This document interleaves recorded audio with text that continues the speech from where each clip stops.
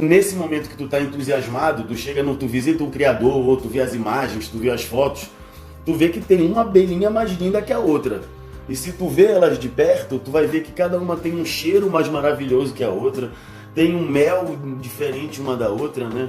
O saborar diferente uma da outra. Então a pessoa entra um pouco naquela coisa do colecionador, né? Do querer ter um pouquinho de cada, e acaba pegando uma mandaçaia, uma jataí, uma manduri, uma guaraipo, e aí ele começa a ter apenas uma abelhinha de cada, né? Uma colônia de cada.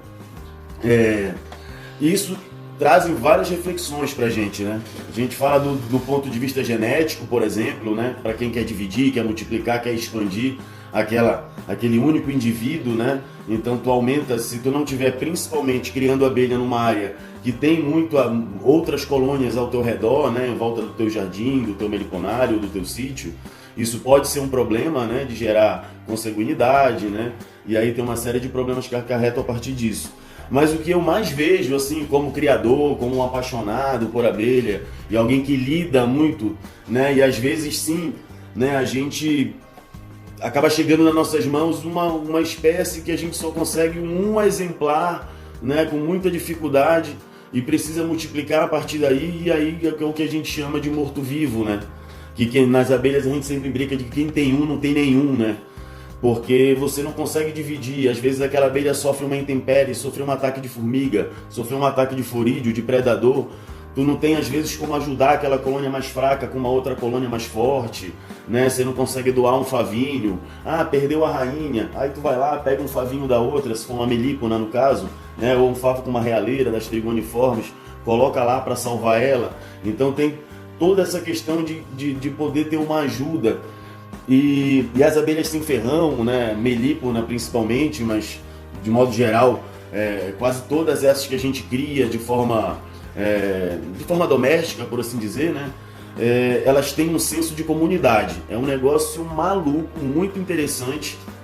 Particularmente eu não me lembro de ter lido nada assim, nenhum artigo científico a respeito disso, mas desde sempre a gente comenta e a gente percebe que quando tu tem uma colônia, duas, pouquinho, elas se comportam de uma maneira.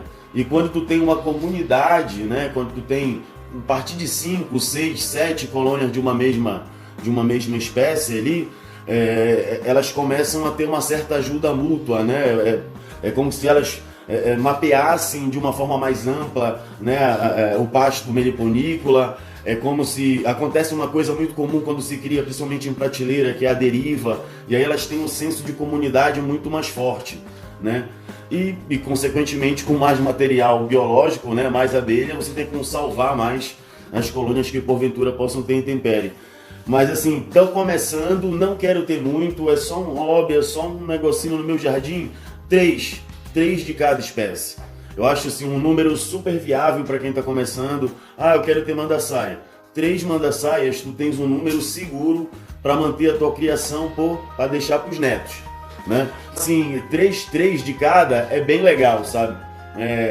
Principalmente nas belíponas, que é muito fácil multiplicar e manter elas e elas se ajudarem, né? E elas têm esse senso de comunidade muito forte, muito perceptível também, né? Trigoniforme também, as mirinzinhas, plebeias, né? Esse senso de comunidade acontece também. Mas nas melíponas é algo muito latente, né? Então sempre partir desse pressuposto. Mas eu não posso ter, né?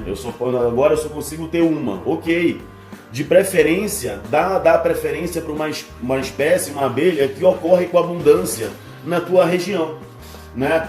Se eu vou ter abelha no meu sítio, uma espécie que ocorre com abundância na região do meu sítio, que eu sei que ocorre ali, né? Por exemplo, a galera aqui da região de Santa Catarina, aqui da Grande Florianópolis, algumas espécies que ocorrem com muita facilidade, mandaçaia, né? A própria bugia, jataí, né? Todo o grupo das plebeias aí ocorre muito aqui, né? Mirim, Droriana, Miringuaçu. Então sempre dá saber, por exemplo, se tem um criador próximo, vizinho à tua casa, né? Isso aí, por exemplo, se tu tem um meliponicultor próximo a ti, tu tens um banco genético do teu lado, né? Que tu pode estar sempre fazendo troca de cruzamento genético, porque vai ter zangão em abundância, né? Nessa região, né? Nessa micro-região que vocês estão atuando. Então, assim, sempre pensar nisso. né? Quem tem um não tem nenhum, né? E a 3 é um número bem legal. Evitar até aquela coisa de um de cada, né? Sempre pensar nesse sentido aqui, né?